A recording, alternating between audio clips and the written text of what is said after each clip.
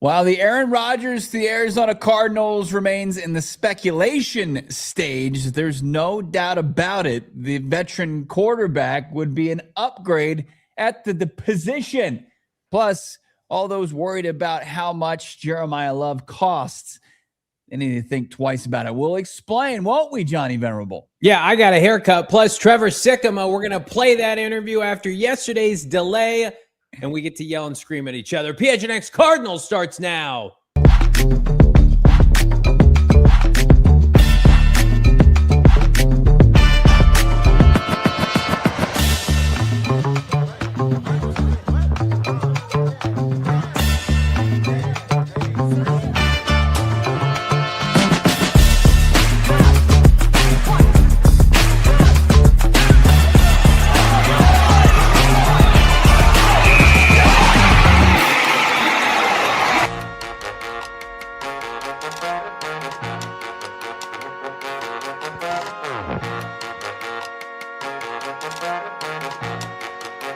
Hey, welcome in.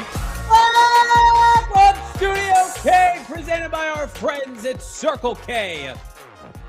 Welcome in. What a show yesterday. It's the PHNX Cardinals podcast, your premier, #1 Arizona Cardinal podcast. Like and subscribe. Leave us a 5-star wherever you get your programming. Johnny Venerable, Bo Brock in Studio K, repping the cleanest branded Bills hat you're going to see. Noah Man behind the mic. If yesterday was Star Wars, can today be The Empire Strikes Back? Can we make it doubly as good with the audience of 200 plus growing? Hit that like button, subscribe. I love that. Welcome, friends, filing in. Steven Jackson, I see you're here and present. Bert Marble, Hank Hill, Shaft, Jacob Tackett, Naheem Z-Man. We got, let's see, Agui Style. How about 77 Far North Desert Vulture? I see you. Derek Quimby, G. Willikers, Glad Hands, Kyle. Love to see you. Rocker Vocalist Tim. We got Desert Treble. So many friends of the show. Sith Cardinal, Skinny Ass Pedro. Lighten up with those supporter emojis. Just had an unbelievable gift yesterday from a friend of the show, Will. Of course, gifting 70-plus membership supporter, just subscriptions here to PHNX Sports. We're fired up. We're ready to talk more Aaron Rodgers speculation. We're ready to talk more Jeremiyah Love and get you ready for this Cardinals rookie minicamp coming up a week from tomorrow. Ooh, let's go. I love these two comments here. Michael, I'm here to feel pain. Yeah. And then Sag saying, I almost got the LaFluer haircut. It was close. It was close. She said, do you want the Mike LaFluer? And she had her razor blade out. And I said, no. Let's wait a tick. But I felt gross with the stash. I felt doubly gross with the mullet. So here we are. I've rejoined society. Welcome. Real quick. Calais Campbell not rejoining the Arizona Cardinals. People want us to acknowledge it in the chat. You and I both felt like probably like long odds. I thought he was going to straight up retire. You and I were at joint practices in Denver last year where he basically said it was going to be his last year. Mm-hmm. And then the Cardinals had a miserable season, but he played great. Are you surprised by this at all? No, not surprised by it. I mean, it's you almost had, what was setting up to be a perfect ride off into the sunset in 2025, but the Arizona Cardinals, they blew it. They absolutely blew it. They tanked. They had a catastrophic season, unfortunately. Calais, not his fault. He was their most consistent defensive lineman. And it was just the stars were aligning, and he didn't want to go out like that. And I appreciate that. I respect that. So he just went back to the long list of former teams and said, who's not going to fall on their face? And I'm not going to have to hopefully experience that again, and pick the Baltimore Ravens, which is usually a safe bet. I know it's not like the least volatile team in the NFL, but they should be in the mix as far as the AFC North, barring any kind of like big moves. I know like Lamar Jackson is injury prone, but at the same time, Calais Campbell could experience a lot of what he already did in Baltimore, and that would be good enough to say farewell as he turns 40 this season and caps off just an incredible career. I don't think Cardinal fans should take it personally. It sounded like he either got released from the Ravens or he his contract expired previously with them. Then he signed with Miami, and then Miami almost dealt him back to the Ravens during the trade deadline. Yeah. And then the Cardinals with Gannon last year were able to court him to Arizona because he thought it was a team on the rise. So it happens. I'm excited. Calais is playing more football. I think it's going to strengthen his candidacy for the Hall of Fame because the longevity piece is going to be his best calling card on top of some really nice seasons here in Arizona and Jacksonville. So we wish Calais Campbell well, and we move on. We move on to quarterback dilemma. So the big part of our conversation yesterday into today was with Aaron Rodgers and bringing him into the fold. There are people in this market that feel like, in this fan base, respectfully, that feel like he would not be an upgrade over Jacoby Brissett, even if there's only a 15% chance that they get him. Well, let's just roll with what we have. Yeah. There were multiple franchises in the last several years that wanted Aaron Rodgers. Jacoby Brissett has not been considered a viable starting quarterback in the NFL for probably at least half a decade. In terms of like, this is somebody we're going to court. The Cardinals, it's a perfect storm of he played well in blowouts. He put up some numbers. A lot of them were faux numbers. They butchered the offseason situation with the other free agent quarterbacks. They had to cut Kyler Murray. This is going to be the last time that Jacoby Brissett is going to be considered a viable NFL starter by any franchise. Fair or not. Aaron Rodgers is going to the Hall of Fame. Aaron Rodgers won 10 games last year. I can't believe some people are of the opinion that it wouldn't be an upgrade. It's pretty shocking. It really is. I can understand, Aaron Rodgers is public persona and how that's polarizing. But even when you look at 40-plus-year-old Aaron Rodgers, right, you can see that there's proof of performance there, that he's playing at a level, starting caliber level in this league. It's not perfect football. It's not, a lot of times not pretty football because he can't move like he used to move. But as far as being able to run an offense, operate an offense, he can still do it as far as the best of the top 32 quarterbacks. I don't think the same could be said for Jacoby Brissett. You can make the case like, hey, it's a razor edge thin difference between what's a high quality backup and what's a starting caliber quarterback, but you can see it. The difference between Aaron Rodgers and Jacoby Brissett. Like, I don't think at any point in his career, Aaron Rodgers has won one game in 12 starts. And that's what we witnessed last year with Jacoby Brissett, fair or not, given the state of the Cardinals roster and all the injuries that they had to obviously take on. I know that their stats are very similar, but also keep in mind, the Steelers had a semblance of a run game. They were able to establish the run. They were able to play complementary football at times, way more than the Arizona Cardinals. So, and when you look at Jacoby Brissett's numbers, a lot of them, I would say half of them are empty calories. And it's not trying to be completely disrespectful to Jacoby Brissett. I can't believe that we are having some sort of debate at any point in the history of this game where we're trying to make the case for Jacoby Brissett over Aaron Rodgers. From a football standpoint, Aaron Rodgers 10 times out of 10. Yeah. Are you with me? No, I thought that last part cut out. 10 times out of 10. I kind of ended abruptly. You did. And I was doing some math on my phone. Yeah. Because I'm big glitched. Math guy. Yeah. Nerd. There was somebody on Twitter this morning that basically said that Jacoby Brissett had to score 30 points a game last year consistently, and I'm paraphrasing, for the Cardinals to even have a chance. To that person, the Cardinals didn't score 30 points at all last year. Right. At any point. During the final 6 games of the regular season, here's who they played last year. Okay. Final 6 games: Tampa, Rams, Houston, Atlanta, Cincinnati, Rams again. So a couple playoff teams, some good teams, some good defenses, some really bad defenses. Tampa's defense was terrible. The Bengals defense was bad. The Rams defense at the end of the year was bad.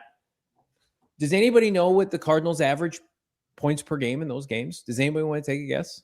18? 17 points per game. Yeah. 17 and a half, roughly. that what you punched into your calculator? Yeah, I had to get those numbies right. Your TI-83. So like, got that on a graph? No, I've lost that. For whatever reason, I had my parents give me one of those, and I was like, I don't know what I'm doing with this. Can I store collect the dust? Can I store cheat notes in here? The last 6 games of last year, 17 points per game. I mean, it's just not only but like, because they couldn't run the ball, which people want to use as that was a detriment to Jacoby, and I would agree with that. He got to juice his numbers in the passing game late. Does anybody think for a second that maybe if the Cardinals were able to run the ball last year, Jacoby Brissett's numbers wouldn't look as impressive? Would they win a game or two more so? I don't know. Maybe I'd give him the Tampa game, or maybe I'd give him the Jaguar game. But like, it wouldn't have changed dramatically how the season went. I can't believe that this fan base, parts of it, have been so fractured that they're just okay saying, and so beaten down, just roll with Jacoby this year. Don't give them that out. Don't. Because I'm going to tell you right now, you can think that, and then if we get into the dog days of the season and there's 1-6, guess what you're not going to be doing? You're not going to be tuning in, and you're not going to be going to the stadium. So there are people online, not in this chat, but there are people online talking out of both sides of their mouth. Like, it's fine, just play Jacoby. But those same people are going to piss and moan when this team is unwatchable with him a quarterback this year. So you can't have your cake and eat it too. There are people in this market trying to drive this tank narrative and play Jacoby. It's like, we don't do the NFL. We don't do that here. There are other franchises in different leagues that can do that. Cardinals cannot afford to do that. No, they can't. I mean, the allure of Jacoby Brissett as the bridge quarterback is Jacoby Brissett at a backup cost. Right. Playing at $6 million. Being a guy that, he can go out there, he can operate the offense, he can, obviously communicate with his teammates at a high level, at a high clip. He did that last year. Yeah. Sending film to teammates and stuff like that, getting people prepared, getting people involved, putting the ball in playmakers' hands like Trey McBride, Michael Wilson, Marvin Harrison Jr. when healthy, doing all of those things, being competent football quarterback play, right? But at the same token, like Jacoby Brissett asking for a pay raise and wanting to be closer to the lower end of the spectrum for veteran quarterbacks completely loses his allure. Yeah. Jacoby Brissett having to pay him whatever he might be commanding, and I know this is a negotiation and it's probably starts at a way too high number, but if we're just looking at veteran quarterbacks and what they make, the lower end of the spectrum is $20 million. And right around where Aaron Rodgers would be potentially based on what the Pittsburgh Steelers have tendered him with this tag, like just over $15 million. Jacoby Brissett coming in and playing at that number, it loses its luster like immediately. It's just like, why this just looks even worse than it did back in March when it was leaked out that Jacoby was going to be QB1. You need somebody in there. Like, if you're going to pay that price, why not aim higher for somebody that brings in the ability to win football games, has won football games as recently as last season, 9 more than Jacoby Brissett.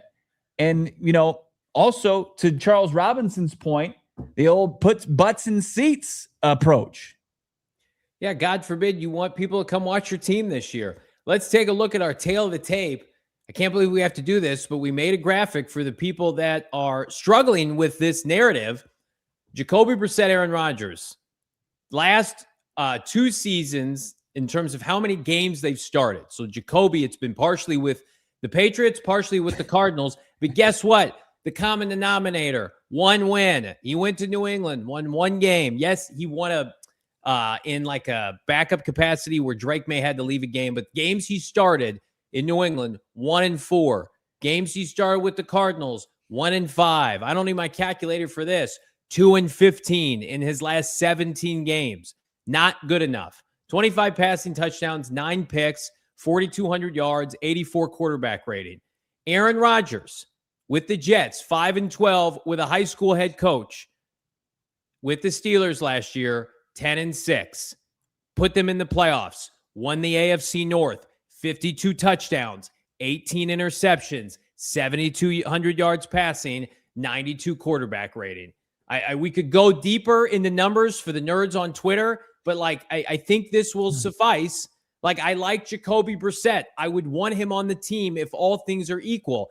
He should not be a team's starting quarterback in year 4 of a regime, certainly over an available and potentially interested Aaron Rodgers, Bo. No, it is silly that we have to go this deep into it. I think the only thing that, could be used against him, obviously, is the 9-year age gap. But, if you can kind of set up the protection, you can create, that pass run balance that should help, keep some of opposing defenders off of them. But when you look at this rating, especially the most recent season where they have nearly identical numbers, both over 3,300 yards passing, 24 touchdown passes from Rodgers, 23 from Jacoby Brissett, 7 picks from, I think, Rodgers, 8 from Brissett, and then nearly identical, quarterback rating, nearly identical EPA. All that is in line, except for if you take in consideration, Jacoby Brissett was out there in the second half of games to really kind of padding those statistics. Really games kind were of over. chipping away. Yeah, the games were over. 6 games where the Cardinals gave up 40 burgers and the score was lopsided and the game was basically in hand by halftime. And it's I think that changes things where Aaron Rodgers is playing within the flow of the game, and their offense, the Steelers, are scratching and clawing for everything they got. There wasn't a whole lot of, hey, I'm going to go out here and I'm going to put up, gaudy statistics and really kind of pad these stats. It's not an indictment on Jacoby Brissett. It's more a testament to say, hey, Rodgers is he's more in line with what is a starting caliber quarterback. And if that's an option, which remains just connecting the dots and speculation, if it becomes more than that, then I think that needs to be seriously considered. Yeah, it's all about where you view Jacoby Brissett in the hierarchy of quarterbacks, and you and I are consistent. I think he's probably one of, if not the best backup in the NFL. When Kyler Murray was injured, and there was paraphrasing some injury here and the falling out was happening with the Cardinals. He was injured for the Colts game. Jacoby Brissett came in against the Colts and the Packers and played pretty well, about as well as you can expect, given the environments, given the teams, right? And you thought to yourself, okay, thanks, Jacoby, kept the train on the tracks in a buttoned-up franchise with a proven quarterback that they wanted to embrace. Jacoby would go back to the bench and you'd have Aaron Rodgers, you'd have, whomever come back in. But then what happened, Bo? Jacoby Brissett became overexposed. Think about the Tampa game. Everybody, Tyler Shuck, everybody was lighting up Tampa at the end of the year for about 30 points per game on Todd Bowles' defense. Jacoby Brissett with Drew Petzing, they couldn't crack 20 points in that game. Hell, I don't think they cracked 15 points in that game. Jacksonville, game on the line, couldn't get it done. I had so many instances like that. Houston, inept. And again, they played good defenses. I mean, you're going to play good teams every year. Welcome to the NFL. It's oh, look at the defenses he faced. He went to Cincinnati and they couldn't do anything. So, yes, was it a combination of no run game, Drew Petzing, malpractice? 100%. The bottom line is, and I continue to hammer this point home, when they made the agreement with Jacoby Brissett in the spring of 2025, it was to be what? A backup to Kyler Murray, because we had 10 years of Jacoby Brissett sample size in the NFL, and everybody had the same opinion. He is a fringe spot starter. If you got a rookie, Drake May style, Cleveland, they're working through some things. He is not the answer. And to be here in this moment and say, well, we're just going to take garbage time stats with a staff that got blown out, and we're going to project that over 17 games, I think it's a gross use of statistics and analytics, when in reality, take the win-loss. At the end of the day, just go off of that. Right. Yeah, it would be just, I think, discounting it way too much. Yeah. So yeah, and then like over par makes a good point in the chat. I mean, it is the second part of this equation is Cardinals' interest, Aaron Rodgers' interest. Right. Is there anything there? I mean, you can connect the dots all you want. Nathaniel Hackett, that relationship that remains, you would think strong, but it was in place in Denver, and he ended up going to the Jets, and Hackett had that ill-fated tenure with Russell Wilson because they had to pivot to him. And, would Rodgers at this point, after being with two very stable organizations with the Jets sandwiched in between, they're not that, but with Green Bay and Pittsburgh, would he consider an organization with, like the Arizona Cardinals to think, hey, this is how I can ride off into the sunset. This is how I can kind of fix the end of my career where I don't want it to finish with a pick six in a lopsided playoff game like it did last season. You played great games historically here. The weather, the coaching staff, feel comfort level there. The skill players. I mean, I would think it's at least as tempting as Pittsburgh. I think you go to Pittsburgh for the familiarity of just being there and maybe the history. But if you're trying to say, like, where could I catch lightning in a bottle? I mean, Carson Palmer and Kurt Warner did it here. Why couldn't you have a fun last season in the NFL? But I get what you're saying. And again, nothing's guaranteed. Yeah, let's get more into that as far as like what it would take, what they're up against, and really where they could probably kind of separate themselves from his only other option, and that's returning to the Pittsburgh Steelers. We'll get into that, plus our guy Trevor Sikkema coming up next. PHNX Cardinals. When I saw our new sponsor, our new partner here at PHNX Sports, I told Bo, I gave him the old stiff arm. I said, Michelob Ultra is my brand, my beer of choice. You got to watch those calories, especially with the U.S. men's soccer team. We've got World Cup action. The entire planet's going to be locked in on the World Cup, and here in the Valley, across the country, it's going to be crazy. And Michelob Ultra is brewed right here in America. I'm going to tell you right now, anytime Bo can attest to this, Noah can attest to this, we go out, we go to a bar, we go to a restaurant. I said, do you got Mich Ultra on tap? It's my favorite beer with the best taste. And here's the best part. As a 5'6.5" grown adult man, I got to watch those carbs, and Michelob Ultra, they have that same great taste, but they watch my back. Michelob Ultra, proud sponsor of the U.S. men's national team and the official beer sponsor of FIFA World Cup. This is me. I'm going to double fist in those Michelob Ultras, watching USA hopefully win the gold. Enjoy responsibly. Copyright 2026 Anheuser-Busch. Michelob Ultra Light Beer, St. Louis, Missouri, God's country, Bo. Oh, man. Yeah, of course. Your body is your temple. You're one of those guys. You watch what you put in it, and Michelob, it's guilt-free as long as you drink it responsibly. Beer. We love it. We're glad that they are a new partner, one of our mainstays, one of our partners we already love. It's the husband and wife law team. If you've been in an accident, suffered a serious injury, the lawyer you hire, it really matters. Do your research. You're going to land on Mark and Alexis Breyer. They separate themselves from the pack. You're driving down I-10 and you see all the billboards, injury lawyer after injury lawyer. You turn on the tube and you'll see all the commercials, listen to the radio, you hear them as well. But what sets them apart, of course, is their hundreds of years of combined trial experience, and several of their attorneys are certified specialists in personal injury and wrongful death. And you say, well, that's probably run-of-the-mill. No, it's not. It's actually less than 1% of the lawyers in Arizona. Mark and Alexis Breyer also, they like to go to court. They'll get in front of a judge. They'll get in front of getting you the fee that you deserve, and it's going to make more money than they do in their fees. It's unbelievable. They'll even lower theirs to make it happen. The husband and wife law team, it's a no-brainer. If you've suffered a serious injury or been in an accident, 602-783-8841. That's 602-783-8841. Or check out the link in the show notes, thehusbandandwifelawteam.com. You know, the Cardinals got told no by Malik Willis, albeit because they didn't offer more money. Right. And Jimmy Garoppolo, maybe we'll never know how that truly went down as he potentially retires. I think he's going to retire. Do you think there could be a case of that they're a little bit insecure right now and feeling insecure about tackling a Rodgers or a big ticket free agent? I have always viewed Monty that way, by the way.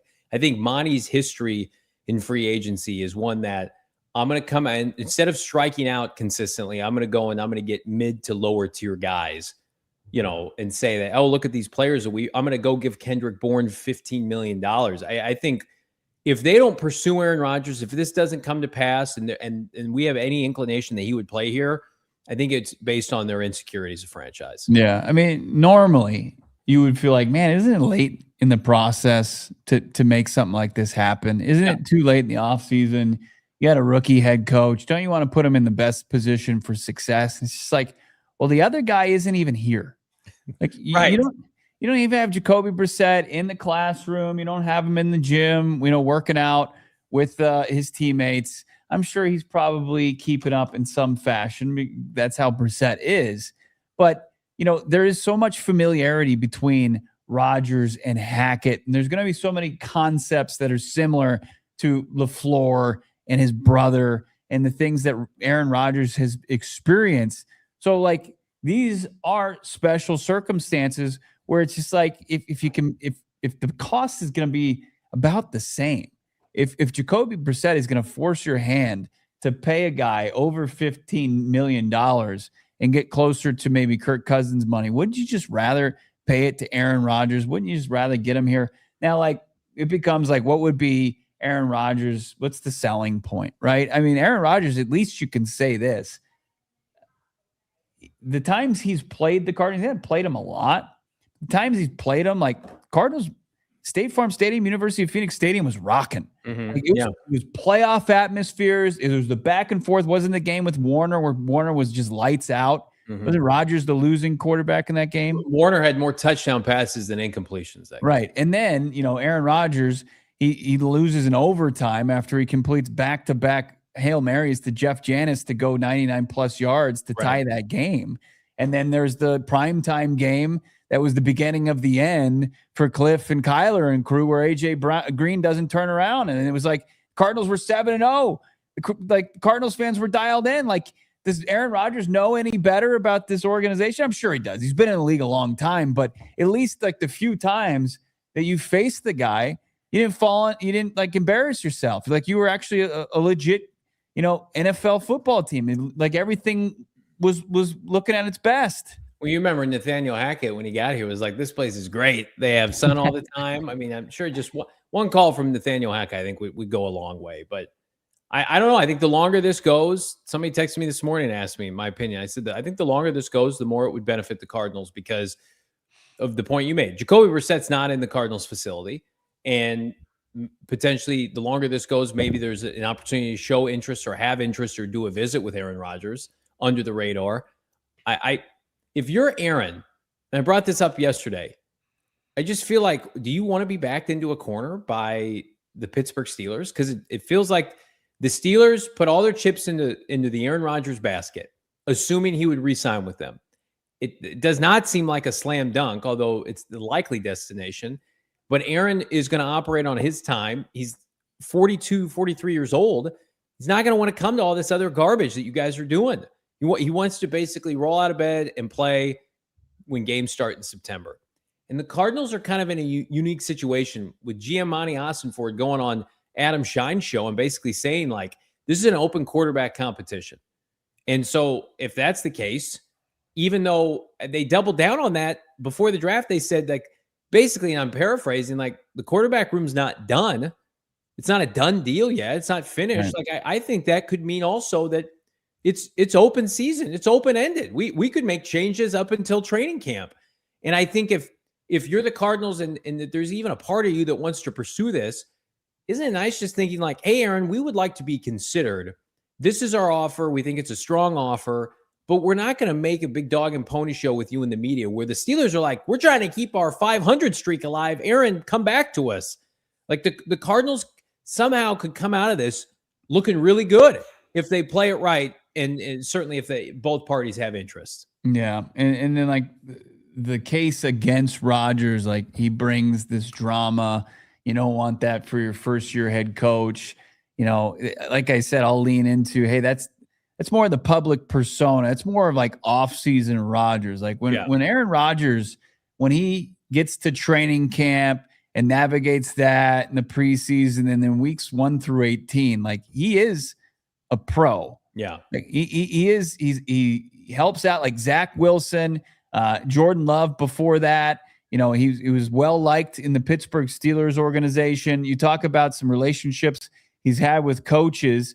There was like the report that when Mike Tomlin stepped down, Aaron Rodgers was like crying and saying he wished he could have done more. Yeah.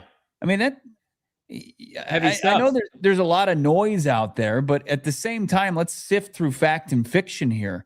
And like what we've seen from Hard Knocks to just how teammates, talk about Aaron Rodgers, who is he truly? And I just think that don't get lost in, what you hear as far as in the gossip articles out there, more so than who is he, the football player, because that's what it is. And it's a one-off. It's a one-season rental to give the guy an opportunity to finish his career on more sturdier ground than a pick six. And it's also, hey, the Cardinals need a bridge quarterback, and they're going to make their bigger investment in the position and its future in 2027. So let's go there together. And it's not like his relationship with Mike McCarthy, the new head coach of the Steelers, is like all butterflies and flowers. Right.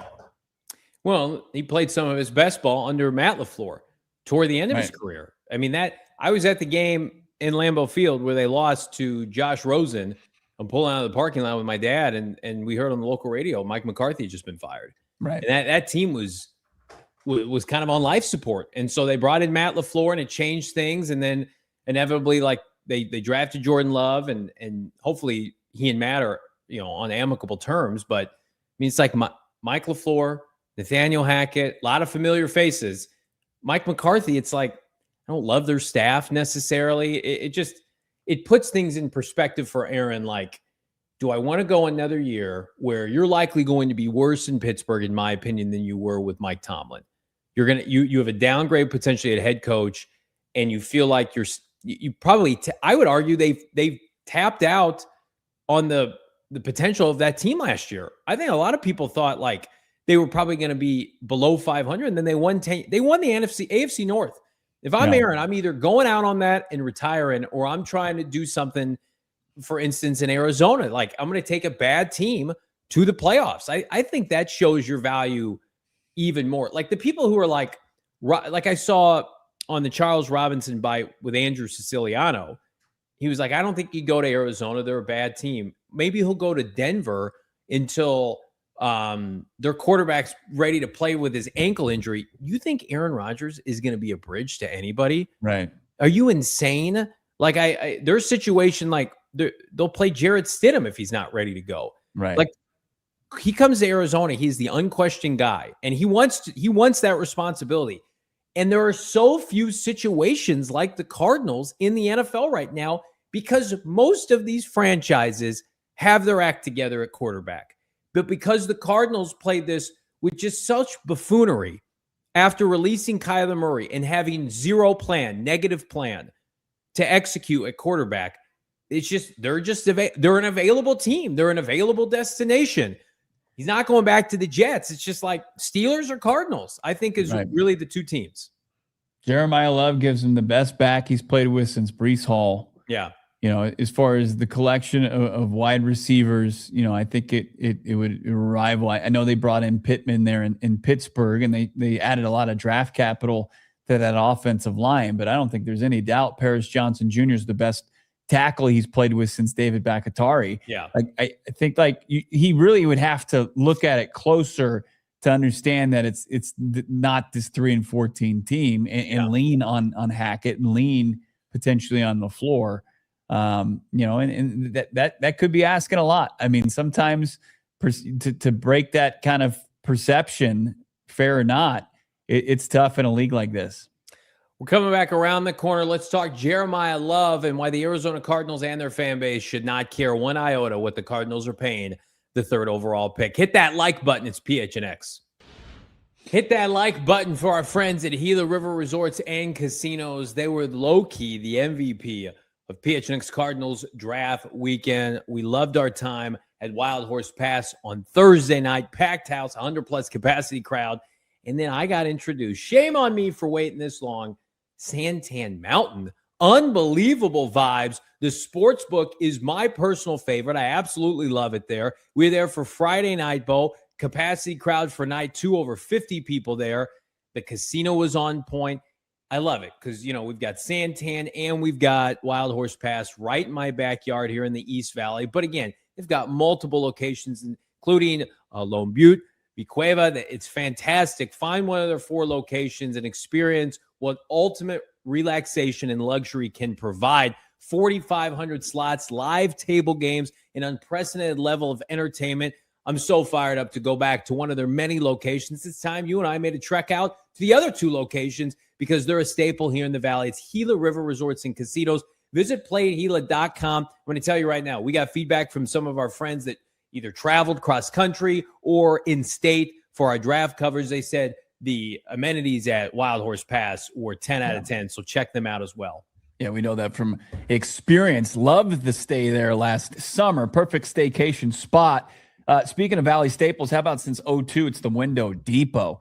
Quick shout out to our friends on the west side. The new surprise location officially opened and making it easier for the West Valley to get what they need when they need it. Right now, they're rolling out that luxury vinyl plank flooring just at $199 square foot. That's right, $1.99 in stock, ready to take home today. It looks great. It's sturdy, cleans up easily. It's beautiful. They've got iron doors too, $999. $999, perfect if you're trying to upgrade your entryway. Of course, curb appeal, and then also feel the security, the big old iron door. Just $999. Can't beat just under $1,000 for that door. They've been serving Arizona since 2002, and now it's way more than just windows. It's doors, cabinets, countertops, everything you need. And of course, in stock, no wait times, no gimmicks, just the best price in the biggest inventory. Shop online right now, thewindowdepot.com, and pick it up in their store today. It's thewindowdepot.com.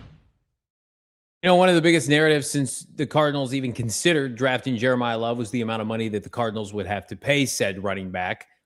Because, and we'll talk to Trevor Sikkema here around the corner in our interview, is you worry about, can they be a 3-contract player?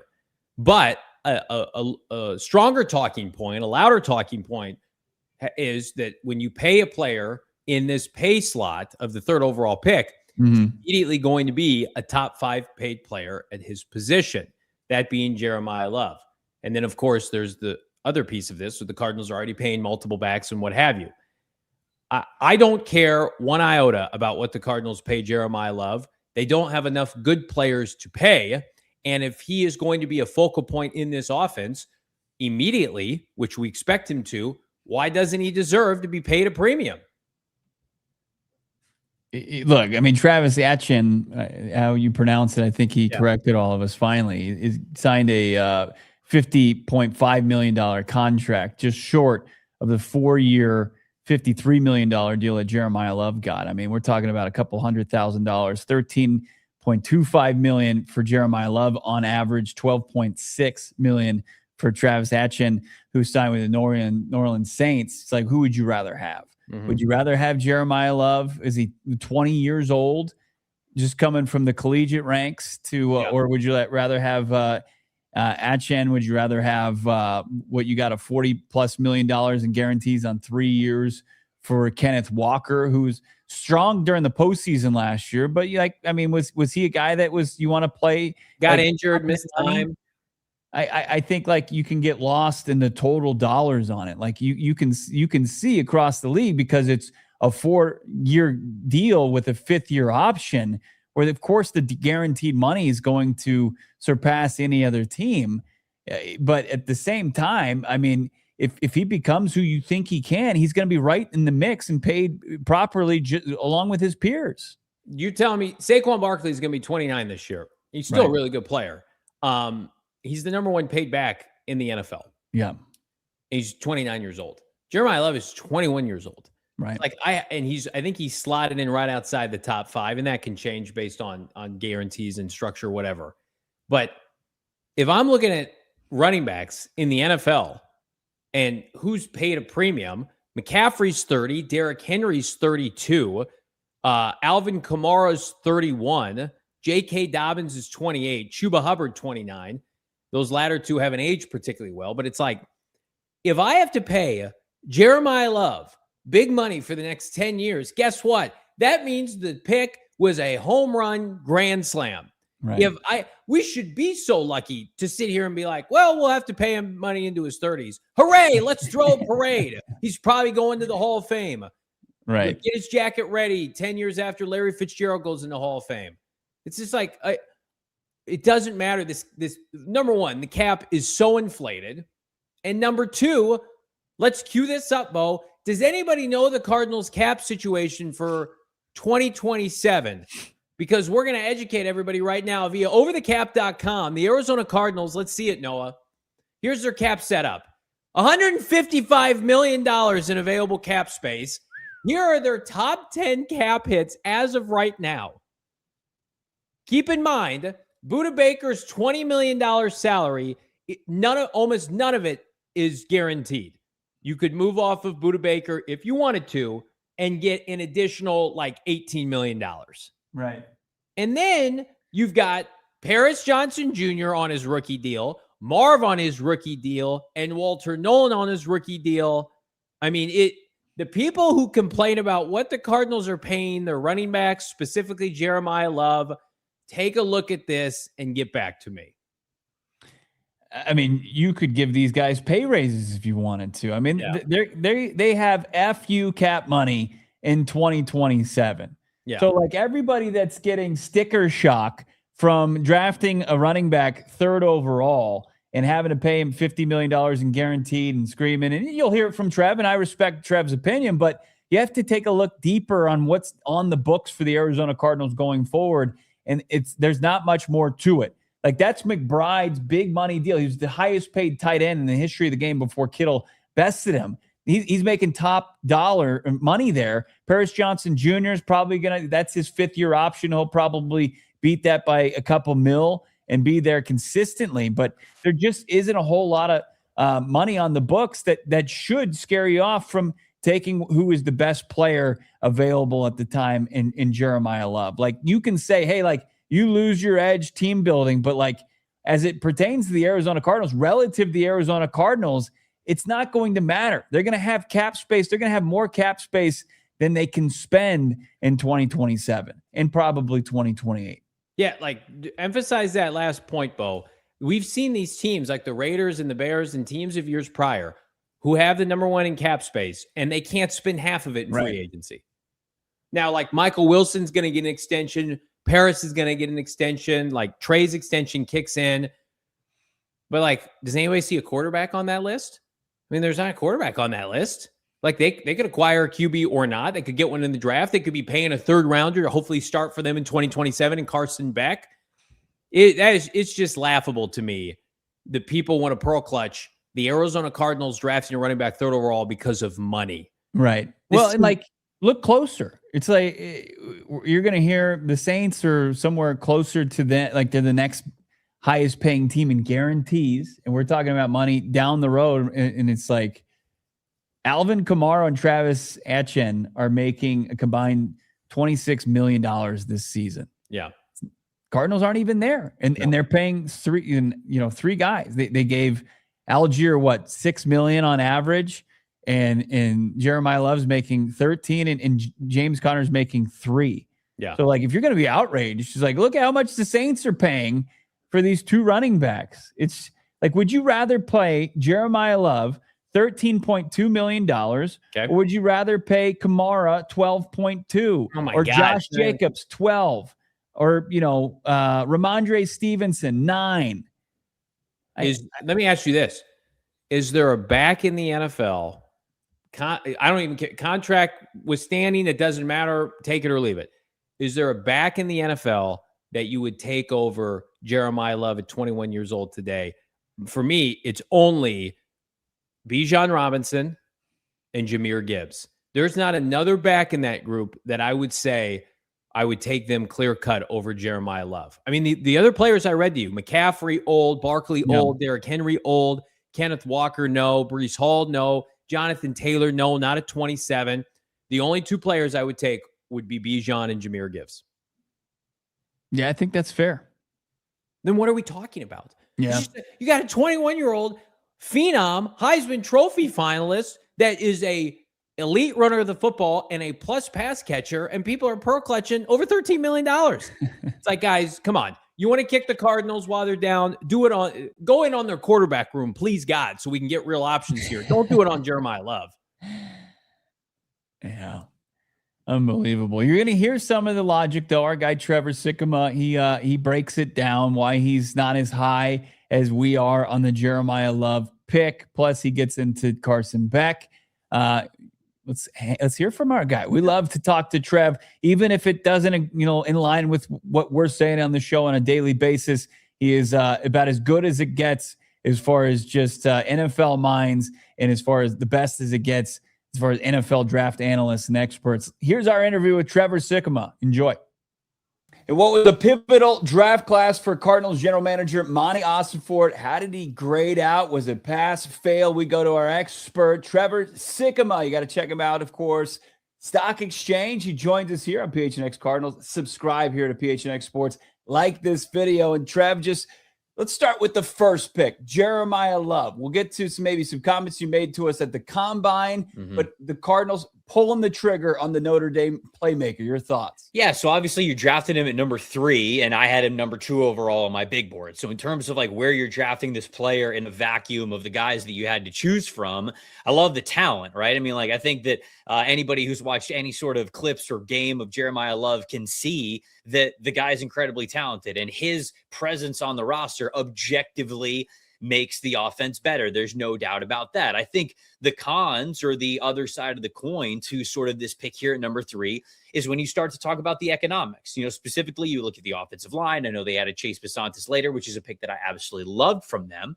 But we kind of went into this exercise in mock drafts and all of that, and we said, man, yeah, are the Cardinals there to pick a running back, right? Have they done their due diligence at quarterback, at the offensive line, to think that they are ready to take a running back? And I think when you get into, again, more of the economics of the pick, Jeremiyah Love being selected at number 3, I know the game is about selecting good players, but this is part of it too.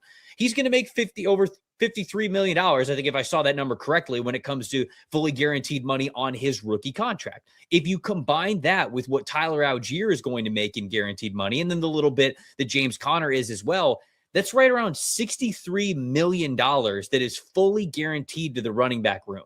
Number 2 in the NFL in that number is the New Orleans Saints at right around $44 million. And that's just because Alvin Kamara's contract is still there. When that's not on the books a year from now, I mean, you go down to 35, 36, like that's the highest. And the Cardinals have $63 million guaranteed into their running back room by selecting Jeremiyah Love at number 3. So I like the player overall. He's going to do good things for them. But I get worried about a Raiders Ashton Genty rookie year situation, where did you do what you needed to do along the offensive line, which was bottom 10 and sometimes even bottom 5 in certain numbers and metrics last season?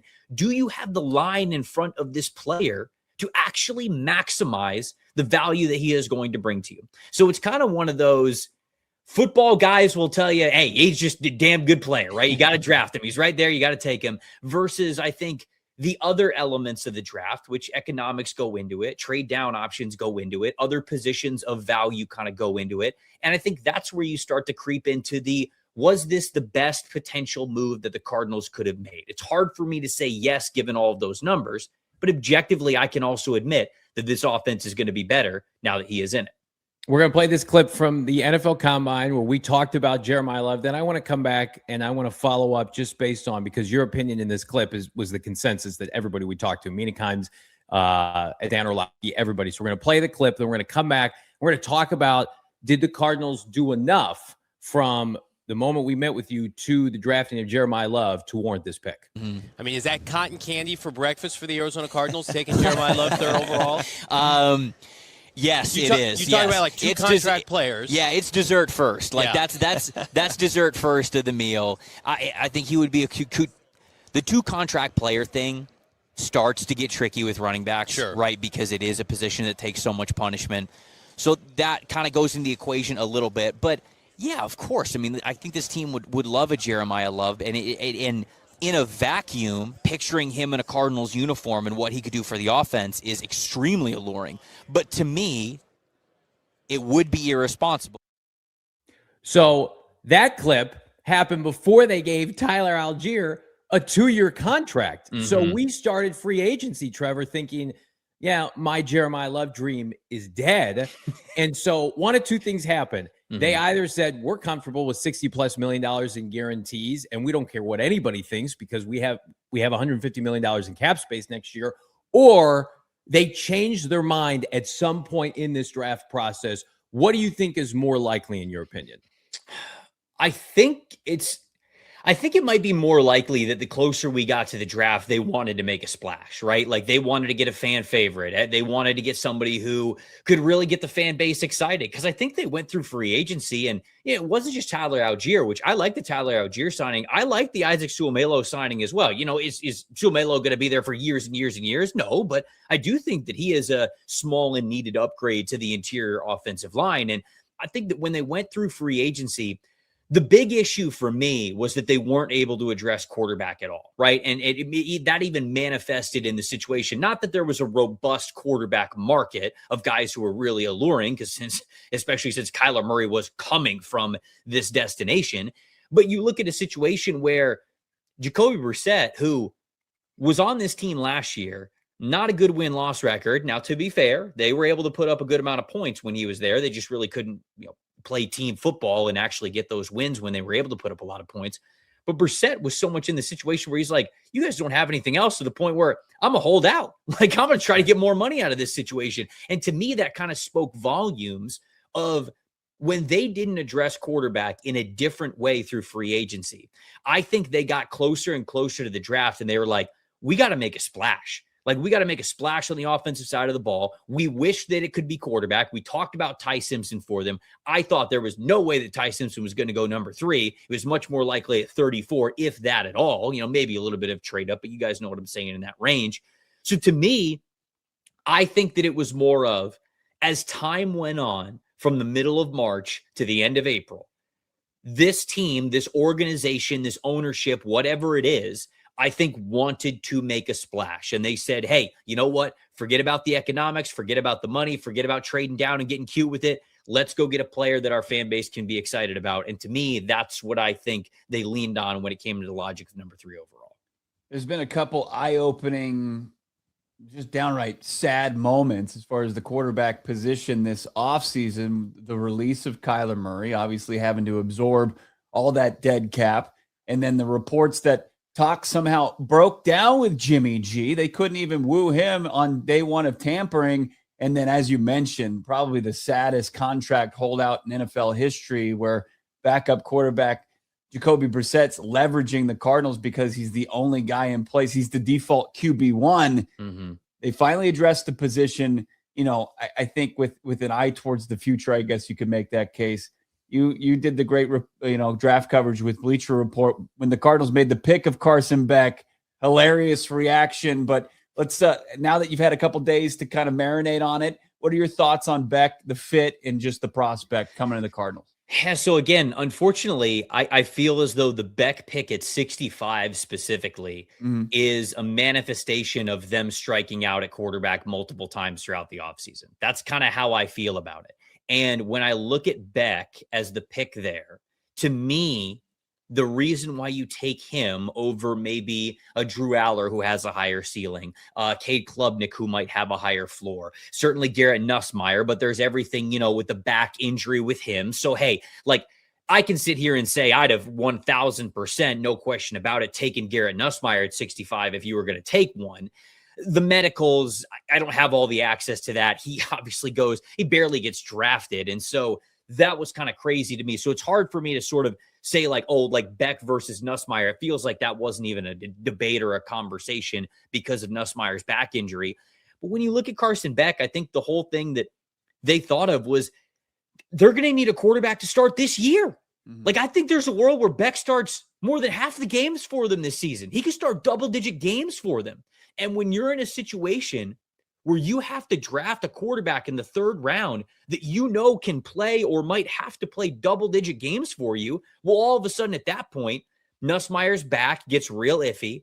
Cade Klubnik, okay, he's probably not going to inspire much from me. I think he's a long-term backup quarterback in the NFL. And Drew Aller certainly isn't ready. So you kind of get to the point where you go, all right, Carson Beck's made multiple college football playoffs. At least he's played long seasons for good programs, and he's been able to manage offenses. The big worry I have about him, and the big reason why I don't love him at 65, is that I don't think his arm's the same after that elbow surgery.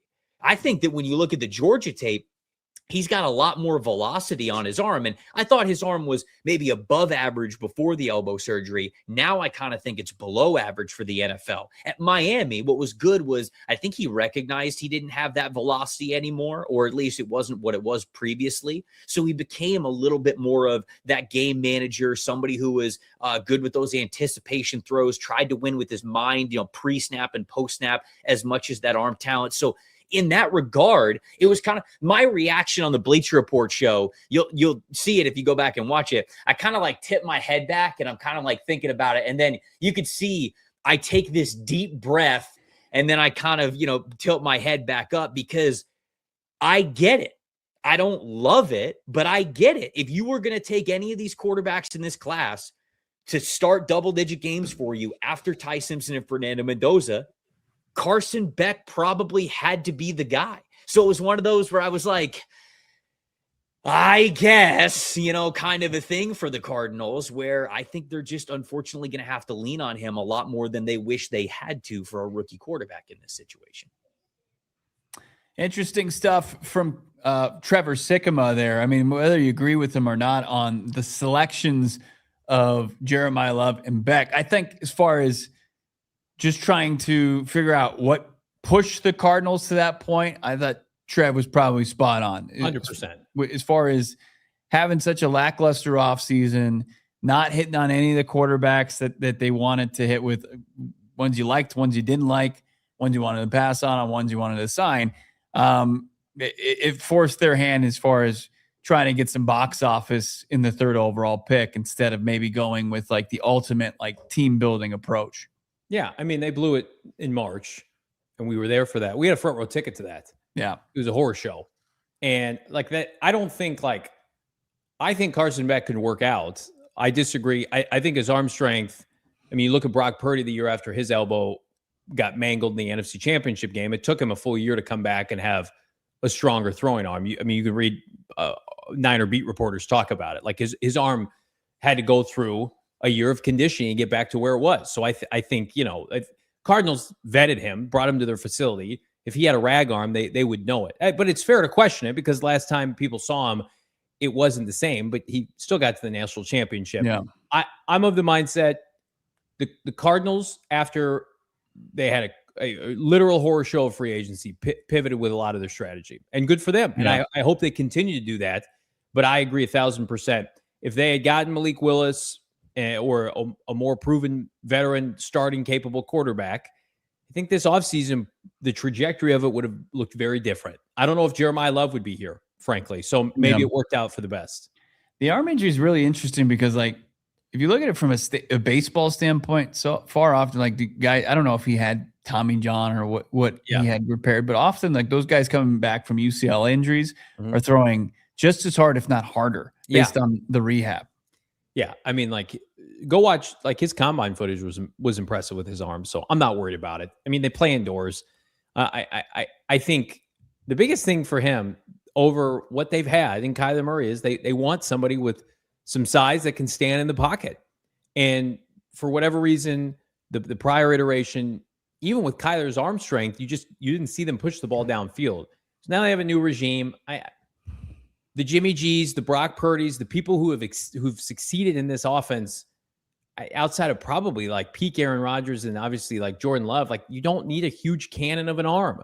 Stafford notwithstanding too, but like the guys that we profile back to fit into a specific sandbox, I think from an arm strength standpoint, he's very comparable to Brock Purdy and Jimmy G. We'll see what it looks like a week from tomorrow at rookie minicamp. Carson Beck, Jeremiyah Love, they're going to be I believe, a part of the NFL Rookie Premier, which Yep. is usually it's reserved for offensive players and mostly offensive playmakers. Cardinals haven't had a whole lot of those outside of Marv in their drafts. Yeah. But they're getting two. Beck and Love both going. You guys crushed it as far as your super chats. Big thanks to our guy Trevor Sikkema. Before we get into those, so some people saying, some things about Sikkema just because they disagree with him. But Trev is locked in. Like, Yeah. I trust his analysis as far as players go more so than a lot of people out there. Desert Vulture kicking us off here. How about this? Oh yeah. RIP Josh Morrow, only 35 years old. No doubt about it. Just really sad to see that news come down earlier this week. We talked about a little bit 2 days ago. Tragic. Such a big part of that defensive line for James Betcher and Todd Bowles. So thinking of him and his family, 35 years old, way too young. Nate the Great, been a member for 2 months. Let's go. LFG boys, I appreciate everything you guys and Noah do for us every day to provide us content, even if there isn't much to talk about. We appreciate that, Nate. I don't want to speak for Bo, but like yesterday in particular, there were people in this market, in comments saying this is clickbait you guys are reaching. And I just feel like if there is news that's newsworthy that you want to talk about, we're going to cover it here. Exactly. Yeah. We don't need permission from anybody to do anything. No, if Cardinals fans want to talk about it and give it the time of day, we're going to give it the time of day. Yeah. So that's a ridiculous take. How about this? We got Schaff. I hope you grilled Trevor for a C- grade for our draft. I'm honestly for the most part, I thought the draft grades for the Cardinals would have been really low, given the initial perception. And the more I see Schaff, and then obviously we talked to Trevor, the more people are just kind of, and I encourage you to watch the entire interview with Trevor, which is dropping tomorrow.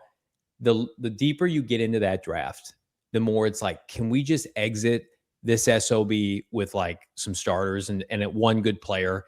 It's not the year to nitpick. And I actually was talking to somebody this morning, and they said, I think this is going to be Monty's best draft. And it's a low bar to clear. Yeah. But it's you got an immediate impact player and you got a starter at right guard, and then you got some interesting options here.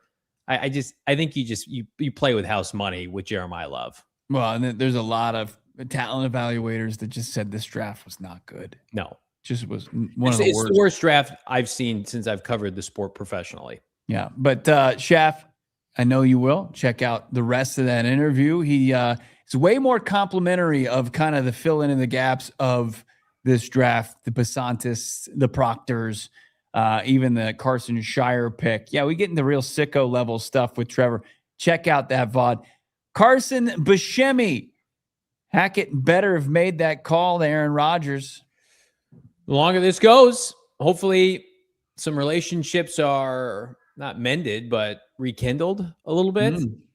I mean, for Nathaniel Hackett to be the driving force of why the Broncos hired him to get Aaron Rodgers, you would have to think they're best friends. I mean, if Nathaniel Hackett texts Aaron Rodgers and Aaron's how's it going in Arizona? And Nathaniel Hackett's well, the guy who we might start a quarterback wants more money. He won one game last year. Maybe you could say, hey, extend an olive branch. Let's get this thing done. Let's do it. Tell Monty to call my people. Have your people call my people. Big crack in the back, an homage to, of course, while we were at Super Bowl Radio Row, a gentleman behind us, Ass Crack, was just hanging out in our background the entire time. Love that throwback. 1 year of suck and back is better than prolonging mediocrity with Aaron Rodgers. So I want to couple this super chat, Big Crack in the back, appreciate you, and then a $20 one, which asks a very similar narrative. So I want to combine these two. Okay. Roberto, friend of the program as well, $20. Thank you, Big Crack in the back. Thank you, Roberto. So kind. JV calls everyone losers who think of the future. I do say that. But in 2027, I want long-term future success with a young quarterback. I just don't care about 2026 if you're not winning a Super Bowl. Who cares? I want something bigger. Before I respond to this, and Big Crack in the back, I want Bo's opinion on this. I think that you owe it to the players in that locker room, the guys that you've brought in during what should have been, primary rebuild stages in the seasons where you weren't really judged on wins and losses as much as you should.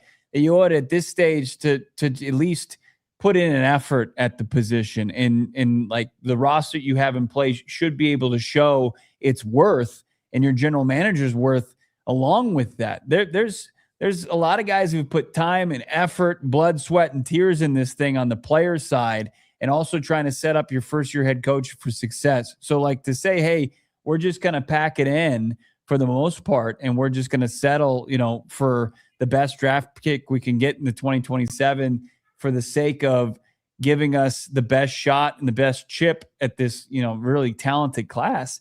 I just don't think you have the luxury of doing that. Like, I think you can approach it where you try to field the most competitive team. And if this draft is as deep as people say it's going to be, you should be able to find, a quarterback of the future, regardless of how you perform this season. I think I echo those comments. Well said. I think back to Roberto, and not to throw shade, you may have been here, maybe not. Like Bo and I were pounding the table, not for get a new quarterback, but we understood what 2023 was about. We just covered Cliff in 2022. We went into that offseason and almost it was universally accepted. The Cardinals are going to be one of, if not the worst team in the NFL. And we did shows that because of the roster. And we did shows that offseason had to swallow D-Hop being cut and Colt McCoy with a rag arm in training camp. And it was but this is understood. It's 4 years later with Monti Ossenfort. I'm not going to sit here and demand anything but results. Yeah, I think it's all based on timing. And I also think it's just not fair to this fan base, what's left of it, after you just put them through the rigor last year, to say, hey, here's more losing on top of what Bo's saying, the players. Well, when you're making commitments, you're going to do one for Paris, and you already did one with Trey, and keeping these guys around, and you talked Buda Baker and stay in this organization. You owe it to those guys. I'm sure at some point in the negotiation process, hey, you're going to be with us when we get to the other end of this thing. Right. And to just say, hey, this is going to be a continuation. Actually, we were way off as far as our estimation. Is if the quarterback position, if you're looking at it, and Aaron Rodgers can give you an opportunity to win more football games, you owe it to your fans, you owe it to that roster to take that shot. You don't want to, you're right on the precipice, but you don't want to turn into the Jets. The Jets had Sam Darnold and Zach Wilson. That didn't guarantee them anything. The Browns had Baker Mayfield first overall. Couldn't win anything. They had one playoff berth, and then they got him out of town. Just one or two. So it's just a top. I promise you guys, Dante Moore doesn't guarantee this franchise anything. Build a culture. Try to win games. Ike, $5. I'd take one-legged, acid-high, limp-armed Aaron Rodgers over barbecue Brissett. All right, Ike. That's the type of enthusiasm we need. Yeah, that's right. I did see our guy Jordan Reed, always so nice, gracious at the combine. When we catch up with him, he had his way too early 2027 mock. First overall. Not going to happen. Arch Deluxe. When we win 7 games. Native Trader, $10. Backup quarterback or Hall of Fame quarterback. Give Beck the chance to learn in the NFL under a Hall of Fame quarterback or a backup and put in garbage time numbers. If Aaron Rodgers wants to come here and give it a shot, then why not? 100%. Can't say it better, Native Trader. Well, his EPA was very similar, and he won 9 more games. The same guy at this point in their career. Just kidding. We love everybody. Gus is a new member. Thank you, Gus. Let's go. Everybody aboard the Gus bus. Welcome to the community. Thank you for being a PHNX supporter, subscriber, member. How about this? Larry jumping in. I don't know why anyone would be against signing Aaron Rodgers. In my opinion, he's a boom or bust quarterback at 42. Either we make the playoffs or pick in top 5 because he's got injured. He'd actually make this team fun to watch again. And I hate fun. I don't like it. I'm strictly against it, actually. Last year, bitch and moan otherwise, but I hate fun. Last year took years off my life, covering this team, watching this team. I just can't. I can't take any more losing.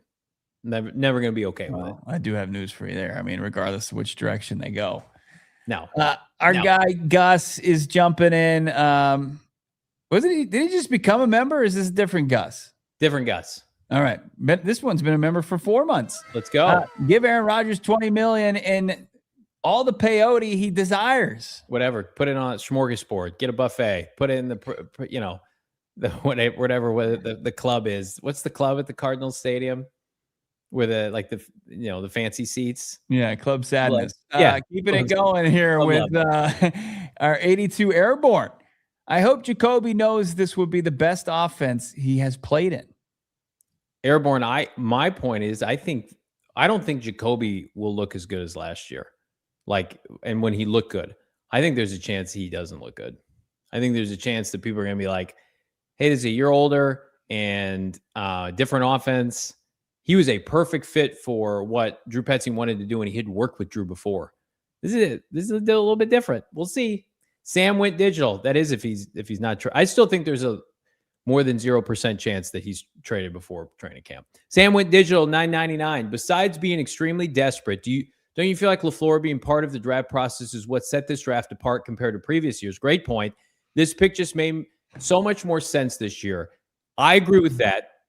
I think Jonathan Gannon, we know this definitively, didn't want to get too involved with the draft. He had his hands in a couple picks. But Sam, at the end of the day, and I'll give credit, like Colin Cowherd speaks about this a lot, if you're paying big money for defense and you're putting a lot of your eggs with your draft capital on defense, you're going to lose. You might as well lean into and they have statistics that support this. I'm not saying ignore the defense forever, but if you're going to lean into one side of the ball, have it be the offensive side. Yeah. Otherwise, you have to be the best coach in the NFL, Mike McDonald, for a year. And if you're not that, then we see the drop-off. Roberto's back. He played his best ball, won a Super Bowl with McCarthy. He did, but some people even think that Rodgers played a role in McCarthy being fired after losing to the Cardinals on that fateful snowy day at Lambeau, and Chase Edmonds was the best running back in the world. I was in a luxury box that day. I didn't have to. What? No, yeah. How'd you sneak in there? Wheeling and dealing. They let me in there with my Josh Rosen jersey. They're like, "Welcome, fraud." Steven Jackson, $4.99. If Rodgers comes here and takes us to the playoffs, he becomes a god here, and we probably need to build a statue. Steeler fans are way too spoiled. That's a big part of what we talked about, Steven. You could accomplish so much more with so much less. Like the Steelers fans are probably bitching and moaning about how he looked against Houston. We don't want him. It's like, I will take him today, please. Hello. Short stacked goblin. Trevor wanted Sonny at 3. His opinion is irrelevant. It doesn't disqualify him from talking draft and talking ball. But look, I mean, if we're going to start to make everybody irrelevant who had bad mocks to the Cardinals, I mean, there aren't going to be a whole lot of people left. Start locally. Trevor, I'll defend Trevor. Trevor has loved every draft that they've done under Monti up until this one. So the Cardinals were due to have a draft where everybody didn't love it. They had the number 1 draft grade last year with what they did. Sean Hillier. Cardinals wrote off the 2026 season as soon as they cut Kyler. So should we? Because I'm against the Rodgers signing doesn't mean I think JB is better. But that's a correct take too. Yeah, for sure. Like, even if you don't want Rodgers, I think we can all admit, rolling with Jacoby Brissett is irresponsible as a franchise. Sean, where I would push back on that is, if you're Monti Ossenfort, how can you have the collateral to do the cachet to do that? Everything, and I don't want to call for people's jobs, and we didn't call for Gannon's job, but the minute you decided to part ways with your head coach, you should have just fired your GM, because then it resets the timeline. Now you've got a different timeline for Mike, and here's Monty's timeline. Yeah. And then Monty's got to win, but Mike's, we're treating this like you're saying, Sean, like a mid-year. But then the minute you fire Monty, then you bring in a new GM who inherits Mike, who didn't hire Mike. I mean, if you're going to keep Monty and you're going to hire Mike, then you need to try to set the expectation to win right away. Cut the shit. No more of these in-between rebuilding years. You don't have that luxury. Don't you think Monti Ossenfort, he's had a successful 20-plus, almost 30-year run at the NFL level in some capacity, and he was 1 of 32, and that's admirable. That's great. Yeah. That's something that, regardless of what your record was, you can tell your grandchildren and wear that proudly. But there is going to be some sort of regret when he felt, well, I was assured that 2026 was just going to be this year where expectations weren't in place. Yeah. But when the stadium is nearly empty in December, and the same outcry that there was for Gannon is for Monty now in 2026, late in the season, he's going to be gone. And isn't he going to look back and say, man, I wish I did a little bit more to try to. Oh, yeah. I think if anybody gets an interview with him, I mean, he's got blood on his hands, not literally, but figuratively speaking. Yeah. Like this is his roster. Yeah, no, it is. He's got over 30 draft picks now. He's got 35 draft picks. This is the number one point I can't get over. Put everything aside for a second. If you're a GM of an NFL franchise and you go into year 4 and you are starting Jacoby Brissett without like a Dante Moore, we're going to start Dante like a month into the season or whatever. Like without that guy, I don't think we'll ever see anything like this again. Yeah. Native Trader is back. Aaron Rodgers would love Trey, Marvin Harrison Jr., James Conner. I strongly reconsider new season tickets and jerseys. They would be all the way back. Michael Bidwill knows this. I mean, if they were smart, they would do it. Yeah, we are back. Dave H. Been a member for a month. Appreciate that. Dave. Loyalty. Love the show. I'm hearing that NIL is killing later rounds in the draft. More to come. I think as far as this draft, it wasn't nearly as talented at the top, but I think you're absolutely right. Hit the nail on the head. Something we've talked about where the later rounds, you've got guys that would make way more money sticking around at the college ranks than they would going and trying to compete for a roster spot in the NFL. So yeah, it does significantly water it down. I would also argue it's killing quarterbacks coming out. I think if a quarterback's like, I'm going to be a better position to be drafted a little bit higher next year, or I'll like the franchises more, I'm going to go to Miami and take $10 million. Like you're telling me right now, Trinidad Chambliss, if he doesn't have NIL money, is he staying in school? Hell no. No. Like Dante Moore, is he staying in school? Hell no. All these guys would have come out. It's hurting quarterback needy teams, which is why you can't sit here and tell me to wait until next year when you don't know where they're picking or who's going to be available. Well, I mean, the one thing though is like all those guys that stayed in school, they're going to be like legit upperclassmen, and they're going to have a ton of college experience under their belt, money in the bank. They're going to be in a lot better spot to come out than they were this year. No doubt about it. But they got to perform this year, and then I mean, like, who knows? Texas has got all these programs have FU money. Hey, you want to come back and be cemented and win a championship, and we're going to give you like $20 million of NIL money? I don't know. Nothing's guaranteed. It's not that crazy yet. It's going to get there. Yeah. It's more like 6.5, 7. It's right there in line with, top draft picks. It's crazy. It's funny money. How about this? Thank you, Dave. Tommy the Titan. Something you guys haven't thought about is Rodgers got Mike fired on the Jets. So I don't know if he likes him. Also, how about Campbell signing with the Ravens? Did he get Mike fired on the Jets, or was that Zach Wilson? I thought Mike LaFluer got fired. Mike LaFluer, I think, kind of was the fall guy for that season. No, Mike LaFluer never coached Aaron Rodgers with the right. Jets. But when they brought him in, it was there was a lot of. Mike LaFluer was fired in January of 2023. Aaron Rodgers joined the Jets that offseason. No, it was the next year in 2024, and then he blew out his Achilles. He blew out his Achilles, and then he played his season in 24. So it was 23, 24. No, they were never there at the same time. Mike was with the Rams in 2022. Yeah, Mike's been with the Rams for almost 5 years. 3 years. And then also, didn't the LaFleurs and what OC? What's our OC? Hackett. Yeah. Don't they like vacation together? Yeah. I know Nathaniel vacations with Aaron. Well, Nathaniel, he vacations with the LaFleurs. Yeah. Oh, yeah, that's right. I am Mr. Thomas, just a $20 super sticker. Thank you so much. Thank you. I'm Mr. Thomas. Appreciate that. I would never vacation with you guys. Let's keep it going. Why even say that? You're going on vacation next week. That makes sense. Guess who's not coming? Sith Cardinal. It's Jedi. They let me switch back and forth, apparently. We need juice. By the way, you guys are awesome. Keep up the great coverage. What's up, chat? P.S. Still waiting on the gender of the baby bird. I'll let you know. Awesome. Well, most important thing, the baby's doing well, happy, healthy. So good vibes to you, Sith Cardinal. Appreciate you. And appreciate the prior super chat sticker that was $20. If you have a question that you want to put into the chat, let us know, and we'll be sure to single that out. Bees at the buzzer, $2. Pre-draft BPA is greater than positional value after draft. Cards C-. Cardinals have gotten, I think, universally A's the last 3 drafts that they've had.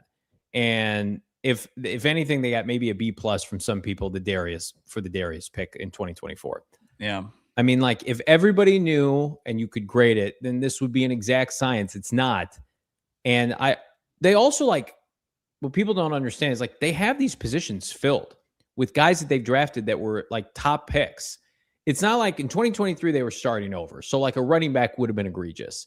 Like, think about this. They don't have quarterback and they don't have a right tackle. Well, there was nobody of the caliber to take. Hell, there wasn't an edge rusher to take. What are you laughing about? Because I'll tell you in just a second. I'll fill everybody in. Okay. But my point is, like, they've used top picks on corners, edge rushers, tackles, defensive ends, defensive tackles. They've done all that. So, like, I'm sure if you're Miney and Michael Bidwill and Mike LaFluer, it's like, we can afford to take Jeremy. People think B.J. Ojulari is a joke. He's not a joke. He can play. Let's see him this year. Did Aaron Rodgers sign his deal? Is that why you're laughing? No. What? No, I mean, is that something that's possible? I don't know. That'd be horrendous news for this team. It would be. Go ahead. Fill me in. No, it was just it was a little bit behind the scenes, back and forth. I've got homework for the chat today, and this is post show. This is in the comments. A couple of them. One, let's all say that Johnny got a great haircut, but also everybody wish our producer extraordinaire Noah a happy birthday. He is 15 years old today. He's going to go and he's going to try for his driver's permit. And we're really excited about it. Happy birthday, Noah. Thanks happy for all you birthday, do, Noah. man. Thank you. I'm going to go try and drive now. Noah's going to go pick up some Mountain Dew, some Taco Bell. He's going to whip it. He's going to go for a hike and do all the Noah things. So we appreciate you, Noah. He absolutely crushes it. We've had great producers here at PHNX Cardinals. Damon Dog crushing it with U of A Wildcats. But the updated news about Noah is he's actually not being fired. He can actually never leave the show. It's in we promoted him, and he's got way more responsibility. And his life's going to be living hell going forward. Yeah. It's over for you, my friend. Hit that like button. Subscribe to PHNX Sports. Everybody give Noah a big birthday. I don't need compliments on my haircut. I'm confident myself. But Noah needs the birthday hugs virtually. We're back on a Football Friday tomorrow. As we mentioned, check out that Trevor Sikkema interview dropping tomorrow in its entirety. He's got some really nice things to say about Chase Bisontis, Caleb Proctor in the 4th round. So be sure to check that out as well. In the meantime, give this video a like and subscribe to PHNX Sports. For Noah Bo, I'm Johnny Venerable. We'll see what tomorrow brings. Hit that like. It's PHNX. We all silly like the mayor.